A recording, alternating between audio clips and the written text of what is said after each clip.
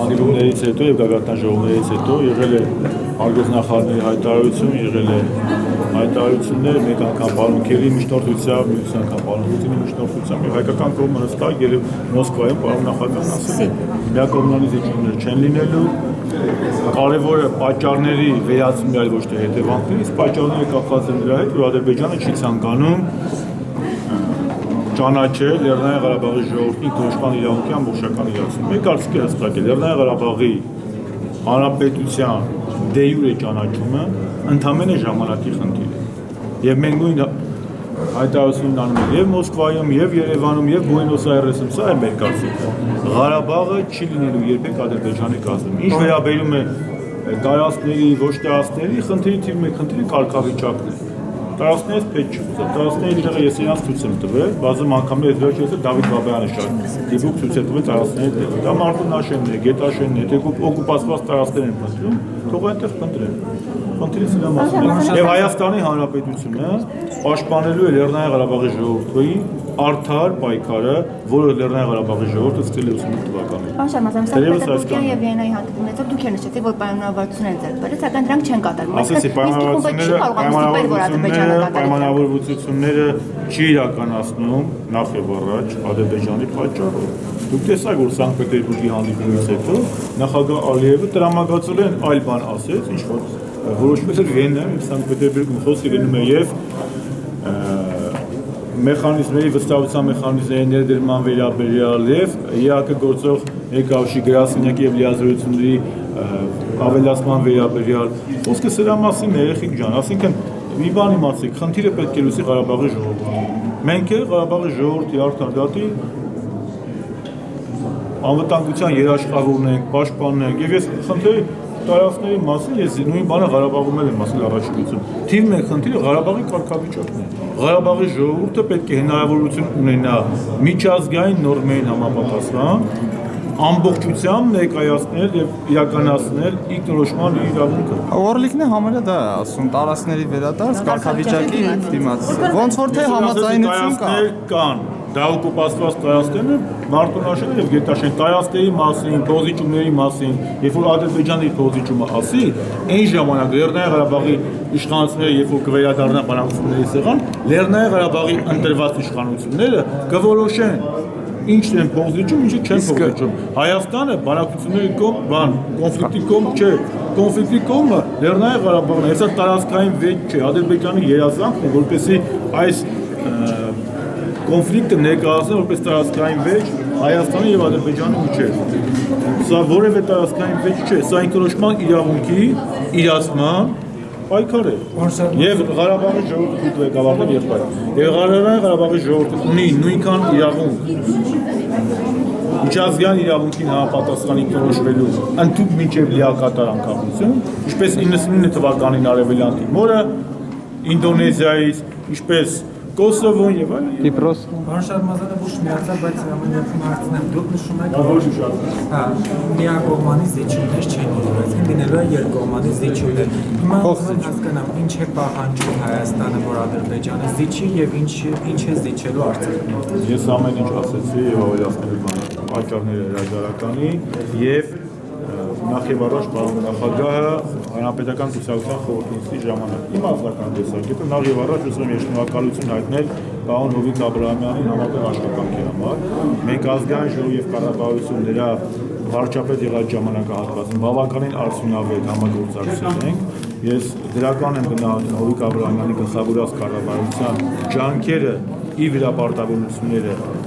իրականացնելու համար, իսկ այժմ նոր փուլ է եւ հաջողություն է մաղթում եւ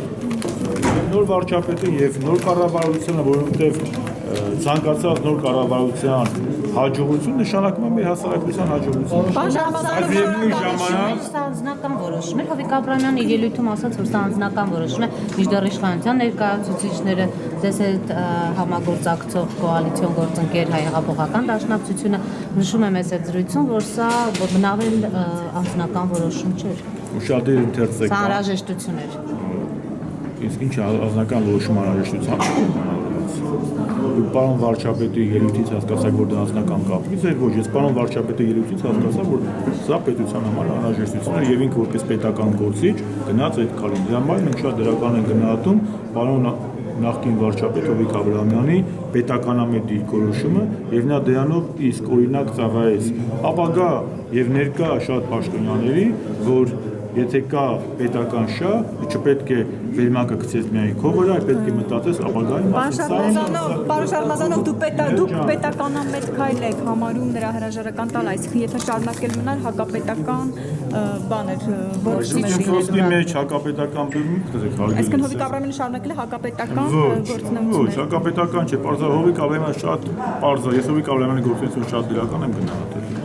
Եվ գնահատում։ Եւ շնորհակալություն եմ հայտնում պարոն։ Ինչ եք դրական գնահատում, մի դրական բան կարող եք նշել։ Բազում դրական բաներ։ Մի հատ նշեք։ Պարոն վարչապետը եւ նախկին կառավարությունը մինիմումի է հասցրել այն վտանգները, որի առջև կանգնած է Հայաստանը։ Որ վտանգը, մի օրինակ բերեք, պարոն Շարմազանov, մի օրինակ նշեք։ Պարոն Շարմազանով։ Հիմա նայեք առաջ եւ հաջողություն մաղթեք։ Մի օրինակ նշեք։ Հովիկ Աբրահամյանի վերադառնալի շրջապատում տեսակ մի անձնավորություն, որ ինչպես Հովիկ Աբրահամյանն է նշում, որ սկսելու է իրենցից մի անձնավորություն վերադառնալի շրջապատում այս պաշտոնավարման ընթացքում տեսակ, որ դուրս բերվեց կոռուպցիայից։ Դուք քաղաքական գործունեություն եք լուսաբանում, պետք է շատ հասկանալ։ Դուք մի ազնվոր եք։ Հովիկ Աբրահամյանը այդ կառավարությունը հորդորից չի բերել։ Դա հանրապետական կուսակցության կառավարությունն է, ինչպես հանրապետական կուսակցության կառավարությունն է եղել Վազգեն Սարգսյանի կառավարությունը, Արամ Սարգսյանի, Անդրանիկ Մարգարյանի, Սերժ Սարգսյանի, Տիգրան Սարգսյանի եւ Հովիկ Աբրահամյանի։ Եվ Հովիկ Աբրահամյանի կառավարության բոլոր թերացումների եւ առավելությունների, բացթողումների եւ